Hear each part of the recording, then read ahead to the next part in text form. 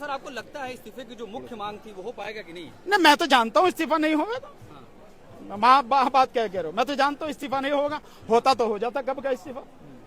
जो सरकार आपसे बात करने नहीं आ रही, आप कर रहे हो कि इस्तीफा दे देगी, इस्तीफा ले लेगी उसका पे, मुझे तो नहीं लगता। लेकिन अभी तो आपको बधाई, सबको बधाई। लेकिन अभी अभिजीत दीपके के पास एक मैसेज आया कि हम बातचीत करने के लिए तैयार हैं और सौरभ दास को बुलाया भी। हाँ, मैं यही बात कर रहा हूँ कि सौरभ दास को क्यों बुलाया।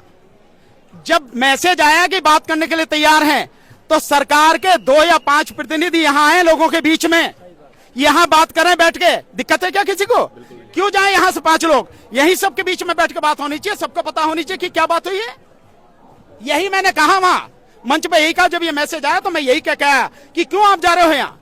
ये भांड मीडिया जो आके खड़ा हो गया कि उससे मिलने से पहले, सरकार से मिलने से पहले आप इसको बाइट दे रहे हो। काय को बाइट देने की जरूरत है? ये अब से पहले तो नहीं था भांड मीडिया। तो आप पहले सरकार को बोलो कि यहाँ है, बीच में यहाँ बैठ के बात करें। लाखों लोग आए उनके बीच में। बिल्कुल, क्या दिक्कत है? अपने बच्चे हैं ना, सारे अपने भाई हैं, ये सब, इनके बीच में बात करने में क्या दिक्कत है?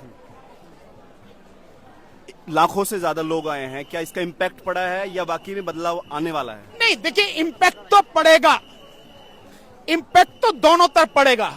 एक, देश की जनता पर भी इम्पैक्ट पड़ेगा कि लोग अभी मरे नहीं हैं, जिंदा हैं, लोग जगे हुए हैं।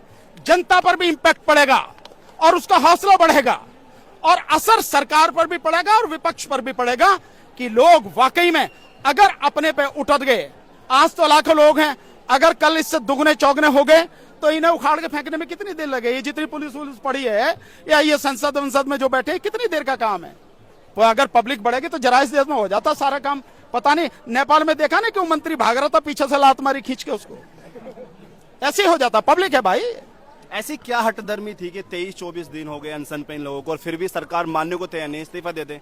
नहीं, देखिए ये उस सरकार का तरीका है, मोदी का तरीका है कि अंदर से चाहे बिल्कुल खोखला हो चुका हो लेकिन अकड़ पूरी दिखावेगा कि मैं बिल्कुल झुकने वाला नहीं हूं। ये उसकी वो तरीका है, समझे ना जी?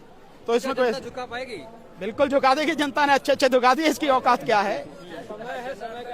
जनता जब खड़ी होती है ना, उसके कदमों की आहट की आवाज इतनी जबरदस्त होती है, अच्छे सिंहासन खत्म हो जाते हैं। इनकी तो औकात ही क्या है? तो वैसे ही बहुत कहर लोग हैं। किसान आंदोलन में भी तो झुके थे। लेकिन जिस तरीके से सोनम वांगचुक को जबरदस्ती दिल्ली पुलिस ने यहाँ से लेकर गई, उस पर कैसे देख रहे हैं? वो गलत है बिल्कुल। अगर देखिए वो ये कह रहे हैं कि भाई ये कोर्ट का आदेश है, तो कोर्ट का आदेश जो है आप प्रॉपर तरीके से दिखाओ। भाई मेरे खिलाफ अगर कोर्ट का आदेश है, आप कह रहे हो आदेश है, दिखाओ भैया कहाँ है कि ये है कोर्ट का आदेश। कोर्ट के आदेश में ऐसा कहीं नहीं लिखा कि आप उन्हें चादरों से ढक के जबरदस्ती उठा के ले जाओ। कोर्ट का आदेश होता है तो बाकायदे दिखाया जाता है, ये आदेश है, हम एक सरकार, कोर्ट ने आदेश दिया है और हम आपकी मेडिकल जांच करना चाहते हैं और आपकी जो जिंदगी है वो आपके परिवार और देश के लिए बहुत जरूरी है, इसलिए हम आपको हॉस्पिटल शिफ्ट करना चाहते हैं। ये तरीका होता, ये थोड़ी है कि गुंडों की तरह आए और किडनैप करके ले गए। ये कौन सा तरीका? ये तो हाईकोर्ट के ऑर्डर में कहीं लिखा नहीं है। ऑर्डर मैंने भी देखा, मैंने भी पढ़ लो आप भी। स्वास्थ्य की उनकी चिंता थी। अरे स्वास्थ्य की चिंता थी तो वो तो 21 दिन से था। स्वास्थ्य की चिंता तब नहीं थी क्या? अभी स्वास्थ्य की चिंता हो गई। चिंता ये हो गई कि ये जो हुजूम आया है आज जो है, ये हुजूम ना आ जाए, और इसमें सरकार गच्चा खा गई, ये हुजूम आ गया, लोग जग गए। तो अब लगता है ये जो जेंजी क्रांति की बात की जा रही थी, जेंजी आज सड़कों पर है, कुछ होगा? नहीं, अभी तो नहीं होगा। मेरा आकलन है अभी तो नहीं होगा, लेकिन मुझे उम्मीद जरूर बंधी है एक दिन जरूर होगा। सरकार 2-3 चीजों पे काम करने में जल्दी कर रही है, एक तो डीलिमिटेशन है और 1 नेशन 1 इलेक्शन, क्या उसमें जल्दबाजी करेगी? बिल्कुल इसलिए कर रही है कि सरकार को 2029 से पहले इस देश का संविधान खत्म करना है। और यहाँ जितने भी लोग हैं ना, ये सारे के सारे इसीलिए बोल पा रहे हैं, यहाँ आ पा रहे हैं, लड़ पा रहे हैं कि संविधान बहुत बदतर स्थिति में होते हुए भी जिंदा है। और ये जो तोड़फोड़ हो रही है वो इसीलिए हो रही है कि संसद में, राज्यसभा में भी, लोकसभा में भी 2/3 मेजोरिटी आ जाए। राज्यों में इनकी सरकारें हैं जितनी चाहिए, आधे से अधिक राज्यों में चाहिए वो चाहिए। तो संविधान के अनुच्छेद 368 में जो व्यवस्था है, उसकी जो तीसरा सब पैरा है, उसमें बाकायदा ये है कि संविधान में जो महत्वपूर्ण परिवर्तन करने हो, जैसे संविधान की अनुसूची जो 7 में है, सुप्रीम कोर्ट में है, हाई कोर्ट में है, यूनियन टेरिटरीज की हाई कोर्ट है, जो आपके ये संसद में जो है राज्यों का प्रतिनिधित्व जिसकी बात कर रहे हो, डिलिमिटेशन, उसमें संख्या बढ़ानी घटानी है, उसके लिए 2/3 बहुमत जो संसद में है वो चाहिए, जो उपस्थित है और वोट दे रहे हैं, और साथ साथ में आधे से अधिक राज्यों का जो वहां की विधानसभा है उनसे पारित प्रस्ताव चाहिए। इसलिए ये सारी चीजें हो रही हैं, और जिस तरह से ये कर रहे हैं, अगर ये सफल हो गए अपने उद्देश्य में, तो 2029 तक ये संविधान खत्म कर देंगे, हिंदू राष्ट्र की घोषणा करेंगे। फिर आप ये मेरे मुंह के आगे लगा रहे हो ना इसे, आप इस लायक भी नहीं बचोगे और मैं मार दिया जाऊंगा, पक्का मुझे गोली से उड़ा देंगे। ऐसे में जनता क्या कर सकती है? ऐसे में यहाँ पर प्रदर्शन हो रहा है, लेकिन उत्तर प्रदेश में जौहर यूनिवर्सिटी पर बुलडोजर की कार्रवाई हो रही है, कैसे देख रहे हैं आप? जौहर यूनिवर्सिटी को चाहने वाले लोगों को जौहर यूनिवर्सिटी को इसी तरह से घेर लेना चाहिए और कहना चाहिए कि पहले बुलडोजर हम पे चलेगा, उसके बाद यूनिवर्सिटी पर चलेगा। और अगर ये नहीं बचा सकते हैं तो बोल काहे को रहे हो यार, मेरे किसी को बोलने की जरूरत नहीं है। तुम अगर अपना विश्वविद्यालय नहीं बचा सकते, यूनिवर्सिटी नहीं बचा सकते, बोल काहे को रहे हो उस पर? अभी तो यूनिवर्सिटी की तार है, और यूनिवर्सिटी क्यों तोड़ी जा रही है? क्योंकि एक मुसलमान ने बनाई है ना वो यूनिवर्सिटी, इसलिए तोड़ी जा रही है। वो अगर किसी हिंदू ने बनाई होती यूनिवर्सिटी तो कैसे तोड़ के दिखाते? नहीं तोड़ सकते, पर इसलिए तोड़ी जा रही है कि मुसलमान ने बनाया, और वो भी आजम खान जैसे लोगों ने। लेकिन योगी सरकार करिए, उसका नक्शा पास नहीं है। नक्शा पास नहीं तो अब कर दे पास, क्या कर रहेगा उसमें? नक्शा पास करने में इतनी लंबी चौड़ी जगह पड़ी है, उन्होंने बना लिया, उसे नक्शा लेके पास कर दो, बात खत्म होगी। क्या करना नक्शा पास का? यहाँ दिल्ली में मैं आपको कितनी बिल्डिंगें दिखा दूंगा जो नक्शा पास नहीं है, जो बिल्डिंगें बनी हुई हैं। ये जो बना रखा है, ये विस्टा जो बना है, ये क्या है ना, सेंट्रल विस्टा, इसका नक्शा पास है क्या? पूछे जरा मोदी से, नक्शा पास है? मैं दिखा दूंगा कि इसका नक्शा पास नहीं होगा।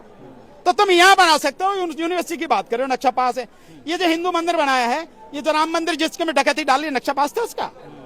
तो ये जो सारी चीजें कर रहे हो यार, हमें मत बताओ किसका नक्शा पास है।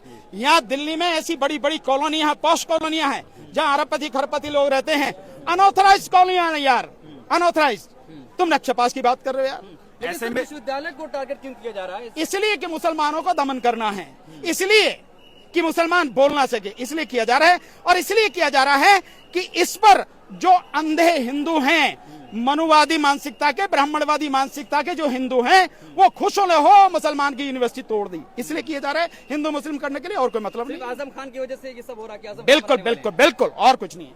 आजम खान अगर आजम खान नहीं होता, वो अमर सिंह होता, तो शायद नहीं टूटती। ऐसे में जब डिलिमिटेशन हो रहा है, वन नेशन वन इलेक्शन हो रहा है, 2029 में संविधान बदलने की बात हो रही है, खत्म करने की बात हो रही है, जनता के पास क्या ऑप्शन? आप बड़े लॉयर हैं, जानते सब चीजें, क्या करें? ऐसा आप कर रहे हैं ना, ऐसे ही जनता को सड़क पर आंदोलन करना पड़ेगा। केवल दिल्ली में नहीं, इस देश की हर प्रदेश की राजधानी में, हर शहर में, हर तहसील में लोगों को सड़क पर आना पड़ेगा। और उनका लक्ष्य केवल एक होना चाहिए, लड़ाई केवल एक होनी चाहिए। लड़ाई होनी चाहिए कि ये जो गुंडा और गुलाम इलेक्शन कमिश्नर है, इसको अरेस्ट करके देशद्रोह का मुकदमा करके इसे तो डालो जेल में। दूसरा, ईवीएम और वीवीपैट से इलेक्शन करो बंद।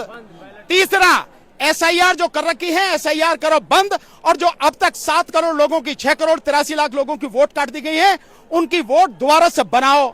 चौथा, बैलेट पेपर से चुनाव कराओ। पांचवा, एक ही दिन में चुनाव कराओ। छठा, आज वोट पड़ गई, अगले दिन से काउंटिंग कराओ, और उस काउंटिंग को बाकायदा स्क्रीन लगा के, जहां काउंटिंग सेंटर हो उसमें दिखाओ कि भैया इस तरह से ये हो रहा है, तब होगा। और जब तक ये नहीं होता है, इस देश की जनता को सड़क पर लड़ना पड़ेगा। अगर मोदी ने जो सिस्टम बना दिया, इसी सिस्टम से चुनाव हो गया, तो 2027 में 7 राज्यों में चुनाव होने हैं, वो हारेंगे। और उसके बाद में जो अन्य राज्यों में चुनाव होने हैं, और फिर लोकसभा का चुनाव होना है, चुनाव ये जीत लेंगे। उसके बाद में संविधान को खत्म करके और फिर आप पे गोली चलाएंगे, फिर आप देख लेंगे, आप कुछ नहीं कर सकोगे। बहुत शुक्रिया।